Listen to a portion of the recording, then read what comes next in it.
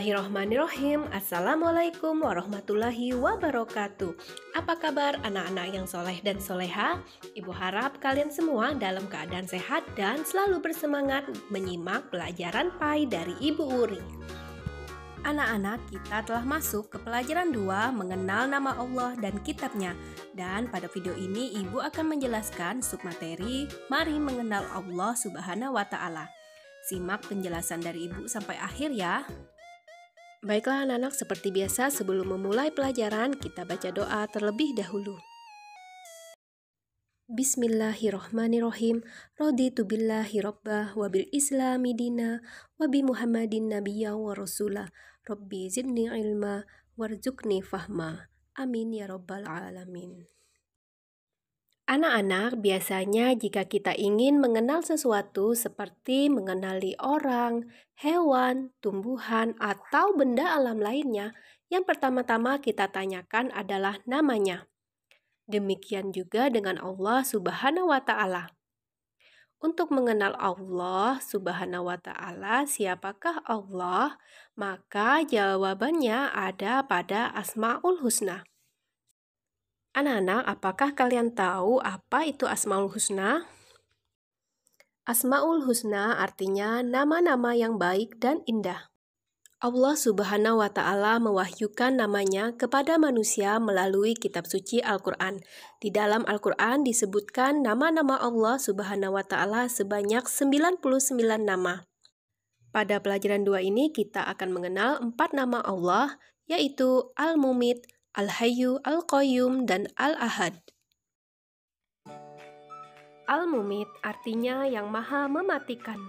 Di dalam Al-Quran surat Al-Ankabut ayat 57, Allah Subhanahu wa Ta'ala berfirman, Kullu nafsin dha'iqatul maut, yang artinya setiap yang bernyawa akan merasakan mati. Anak-anak, seluruh makhluk Allah Subhanahu wa Ta'ala seperti manusia, hewan, tumbuhan akan kembali kepada Allah. Semuanya akan musnah kecuali Allah Subhanahu wa Ta'ala. Manusia tidak bisa lari dari kematian. Kematian bukanlah sesuatu yang ditakuti. Akan tetapi, kematian adalah tangga menuju kebahagiaan abadi. Lalu, bagaimana cara kita menghadapi kematian yang pasti akan terjadi? Tentunya dengan cara mengikuti perintah Allah dan Rasul-Nya.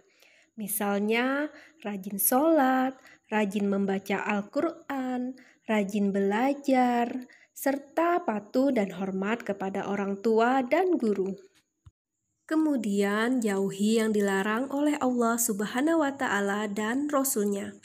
Misalnya, mencuri, berkelahi, dan menyakiti orang lain. Selain itu, biasakan berdoa kepada Allah Subhanahu wa Ta'ala, Ya Allah, Ya Mumit, wahai Tuhan yang maha mematikan, matikanlah kami nanti dalam keadaan husnul khotimah.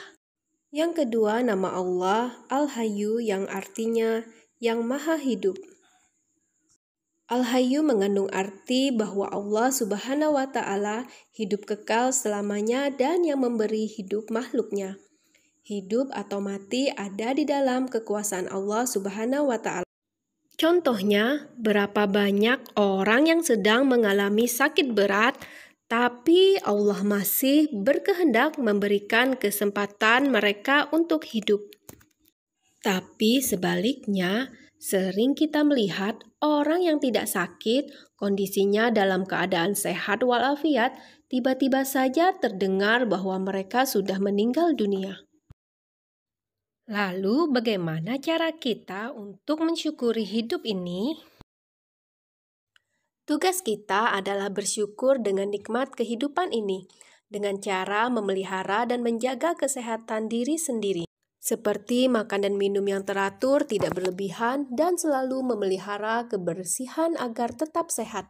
Sedangkan perilaku membantu kelangsungan hidup orang lain, misalnya bersedekah dengan cara memberi makan, minum, dan membantu kesehatan orang lain yang membutuhkan.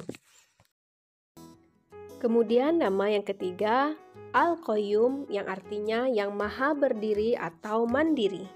Al-Qayyum mengandung arti Allah Subhanahu wa Ta'ala itu berdiri sendiri untuk selama-lamanya. Allah Subhanahu wa Ta'ala memberikan pendidikan kepada manusia supaya hidup tidak selalu bergantung kepada orang lain. Hidup harus punya semangat mandiri dalam segala situasi dan kondisi.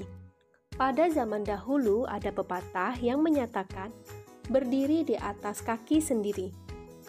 Bagi anak-anak bila di rumah harus sudah dapat melakukan sendiri hal-hal tertentu, misalnya merapikan tempat tidur, menyiapkan peralatan sekolah, mencari sendiri pakaian sekolah, atau mengambil sendiri sarapan makanan untuk berangkat ke sekolah.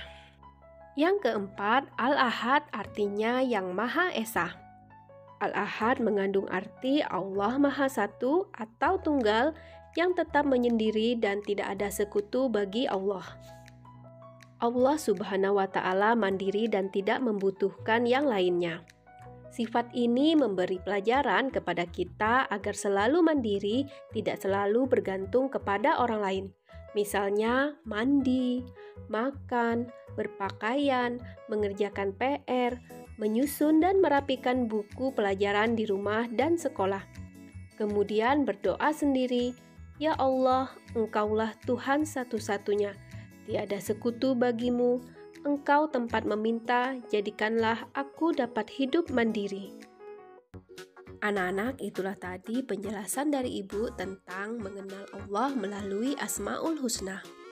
Semoga dengan materi tadi dapat menambah pemahaman kalian mengenai Asmaul Husna sehingga membuat kalian menjadi pribadi yang mandiri. Akhir kata Ibu ucapkan alhamdulillahirobbilalamin. Wassalamualaikum warahmatullahi wabarakatuh. Terima kasih dan sampai jumpa.